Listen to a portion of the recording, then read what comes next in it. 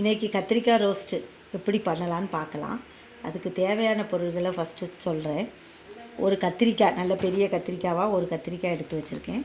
இஞ்சி வெள்ளைப்பூடு பேஸ்ட்டு துருவி வச்சுருக்கேன். ஒரு 1.5 ஸ்பூன் அரிசி மாவு, கரம் மசாலா, வத்தல் பொடி, மஞ்சப்பொடி, நல்ல மிளகு பொடி, அப்புறம் சால்ட்டு. இப்போ நம்ம எப்படி பண்ணலான்னு பார்க்கலாம். முதல்ல இந்த கத்திரிக்காவை நம்ம வட்டமாட்டு கட் பண்ணிக்கலாம். நீங்கள் கத்தியை வச்சு கட் பண்ணிக்கலாம். எனக்கு கத்தி அவ்வளவு இது இல்லை, நான் அதனால் அருவாமனையிலே நான் கட் பண்ண போகிறேன்.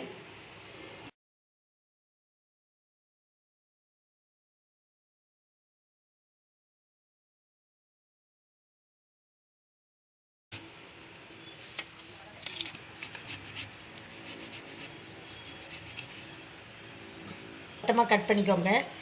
நான் இது அருவாமனையில் தான் கட் பண்ணியிருக்கேன். தண்ணியில் போடணும் தேவையில்லை. முதல்ல நீங்கள் நல்லா வாஷ் பண்ணிட்டீங்களா, வாஷ் பண்ணிவிட்டு கட் பண்ணுங்கள். கத்திரிக்காவை தடவுறதுக்கு நம்ம கிரேவி ப்ரிப்பேர் பண்ணிடலாம். இதை நான் தோசைக்கல்லில் தான் நான் பண்ண போகிறேன். உங்களுக்கு பண்ணி காமிக்கிறேன். ஃபஸ்ட்டு ஒரு 1.5 ஸ்பூன் நம்ம அரிசி மாவு போட்டுக்கலாம். இஞ்சி வெள்ளைப்பூடு பேஸ்ட்டு அதை கொஞ்சம் போட்டுக்கலாம்.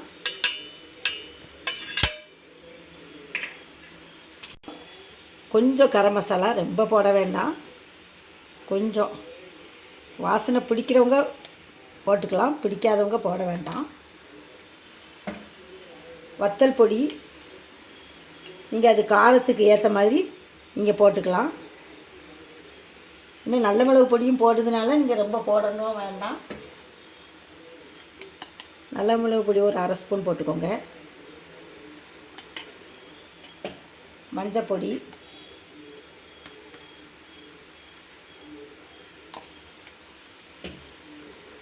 அப்புறம் தேவைக்கு கொஞ்சம் சால்ட்டு,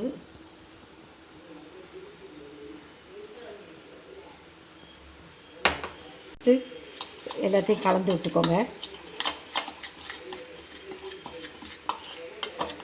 ஃபஸ்ட்டு நல்லா கலந்துக்கோங்க.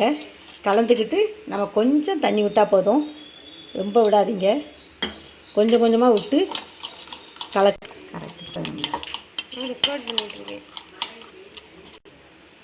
ஒன்று ஒன்றா முக்கி நம்ம இதில் வைக்கலாம். பிளேட்டில் இதை இப்படி நீங்கள் தடவி கொஞ்சம் ஒரு 5 நிமிஷம் இப்படி ஊற வச்சுருங்க.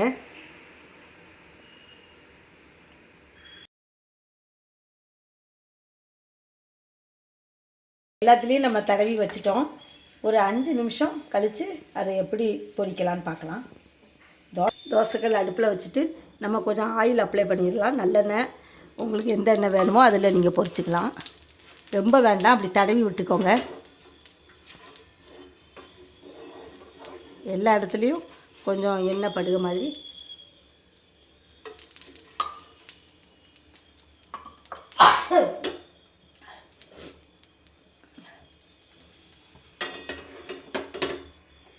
கல் காஞ்சிருச்சு. நம்ம இப்போ நான் தடவி வச்சுருக்கிற இந்த கத்திரிக்காய் பீஸை ஒன்று ஒன்றா நம்ம போட்டுடலாம்.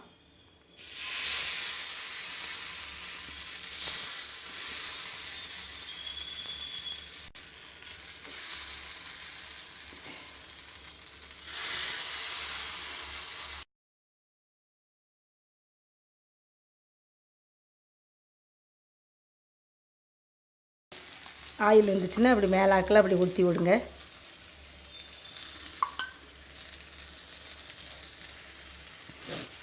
திரும்ப கொஞ்சம் அப்படி திருப்பி போட்டுக்கோங்க. நீங்கள் அடுப்பை ஃபஸ்ட்டு போடும்போது ஹை ஃப்ளேமில் வச்சுட்டு அதுக்கப்புறம் சிம்மில் வைங்க. கத்திரிக்காய் நல்லா வெந்தாச்சு. இப்போ நம்ம எடுத்துடலாம்.